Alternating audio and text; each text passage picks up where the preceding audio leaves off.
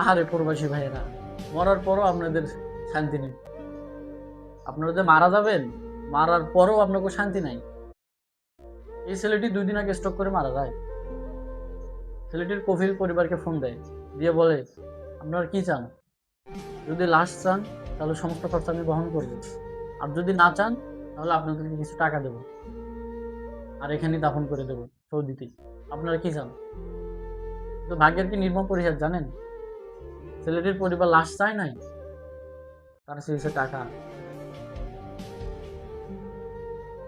ভাই প্রবাসী ভাইয়েরা, আপনারা যারা যেখানে আছেন, ভালো থাকবেন, সুস্থ থাকবেন, দোয়া করি। সবসময় নিজের প্রতি খেয়াল রাখবেন। যেহেতু আপনাদের ওখানে কেউ নাই, আপনারা নিজেদের প্রতি এক্সট্রা কেয়ার করবেন। ভাই সব আপনি যদি বেঁচেই না থাকেন তাহলে কি হবে? দেখছেন তো মারা যাওয়ার পর কি অবস্থা হতে পারে। প্রিয় প্রবাসী ভাই বোনেরা, যারা বিদেশে আছেন, আপনাদের প্রতি গভীর শ্রদ্ধা ও ভালোবাসা জানাচ্ছি। ভিডিওটি ভালো লাগলে অবশ্যই লাইক কমেন্ট করবেন। দেখা হচ্ছে নতুন কোনো ভিডিওতে। আল্লাহ হাফিজ।